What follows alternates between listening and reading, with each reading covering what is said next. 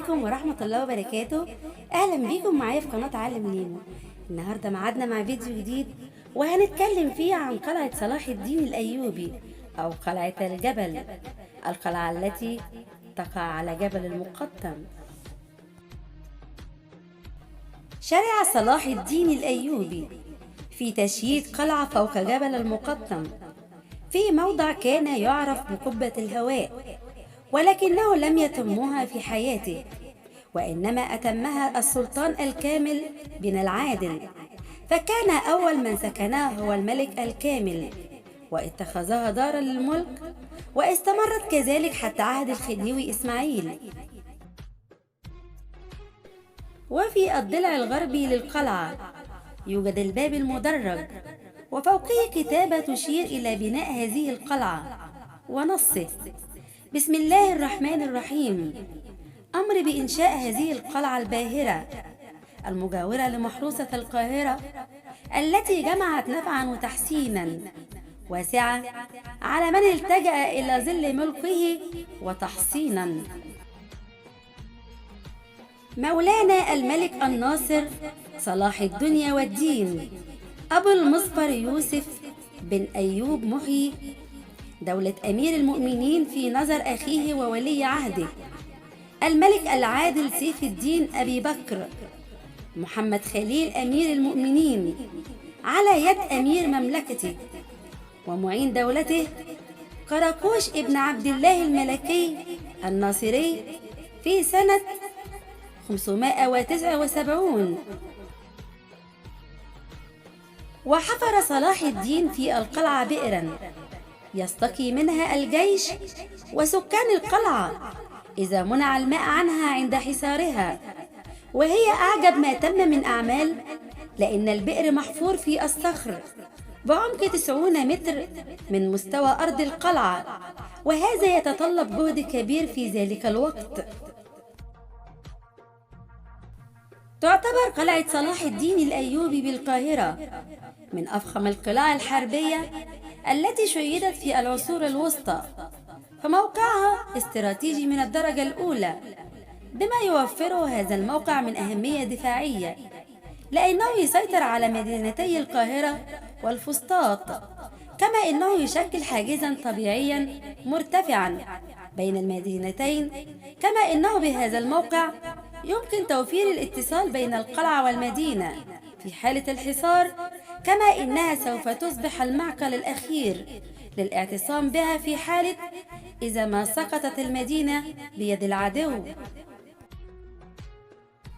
مر بهذه القلعة الشامخة الكثير والعديد من الأحداث التاريخية، حيث شهدت أسوارها أحداثا تاريخية مختلفة خلال العصور الأيوبية والمملوكية وزمن الحملة الفرنسية على مصر سنة 1798 ميلاديا، وحتى تولي محمد علي باشا حكم مصر، حيث أعاد لها ازدهارها وعظمتها. كان السلطان الناصر صلاح الدين يوسف ابن أيوب أول من فكر ببناء القلعة على ربوة الصوة في عام 572 هجريا 1176 ميلاديا، حيث قام وزيره بهاء الدين قراقوش الأسدي بهدم المساجد والقبور التي كانت موجودة على الصوة لكي يقوم ببناء القلعة عليها، حيث قام العمال بنحت الصخر وإيجاد خندقا اصطناعيا فصل جبل المقطم عن الصوة، زيادة في مناعتها وقوتها. أبواب القلعة. باب المقطم. عرف هذا الباب باسم باب المقطم لمجاورته لبرج المقطم الذي يرجع تاريخه إلى العصر العثماني، كما عرف هذا الباب باسم باب الجبل لإشرافه على باب جبل المقطم. أما حاليا فإنه يعرف باسم بوابة صلاح سالم.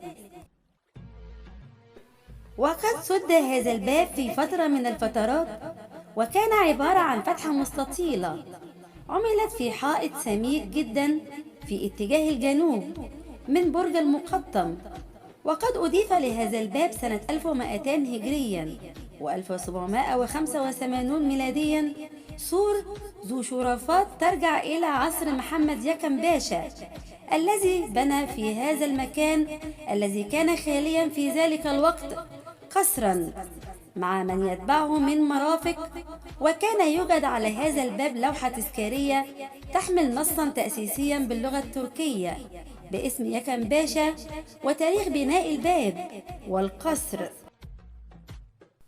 الباب الجديد: بدأ محمد علي باشا في بناء الباب الجديد سنة 1242 هجريا و1827 ميلاديا ليستخدم بدلا من الباب المدرج والذي كان الباب العمومي للقلعة. الباب الوسطاني: اختلف في تسمية هذا الباب بالوسطاني، ففي حين ذكر كازانوفا في كتابه الذي ألفه سنة 1894 ميلاديا عن قلعة القاهرة أو قلعة الجبل إنه سمي بالوسطاني نظرا لأنه يتوسط الديوانين الكبيرين بالحوش السلطاني، وهما ديوان قايتباي وديوان الغوري. باب القلعة: كان يعرف الباب الداخلي للقلعة بباب برج القلعة، وكان هذا الباب يفصل بين قلعة الجبل أو المدينة العسكرية المحصنة في الشمال وبين القلعة والمدينة السلطانية في الجنوب. أما حاليا فإنه يعرف باسم بوابة المتحف الحربي. ماذا يوجد داخل قلعة صلاح الدين؟ تحتوي القلعة على 3 متاحف: متحف قصر الجوهرة الذي يوجد به سرية تزن 1000 كيلوغرام أهداها ملك فرنسا لويس فيليب الأول لمحمد علي باشا. أيضا يوجد عرش محمد علي الذي أهداه له ملك إيطاليا. أما متحف النقل الذي افتتح عام 1983 فيضم مجموعة من السيارات الملكية الفريدة التي ترجع إلى فترات تاريخية مختلفة من عهد الخديوي إسماعيل. تقع قلعة صلاح الدين في حي القلعة الذي يتبع قسم الخليفة، وقد أقيمت على إحدى الربع المنفصلة من جبل المقطم على مشارف مدينة القاهرة. وتعد قلعة صلاح الدين الأيوبي أو ما تعرف باسم قلعة الجبل واحدة من أهم معالم القاهرة الإسلامية التي لا تشبه أي حصن تقليدي، مما جعل منها أحد أهم المزارات السياحية في القاهرة.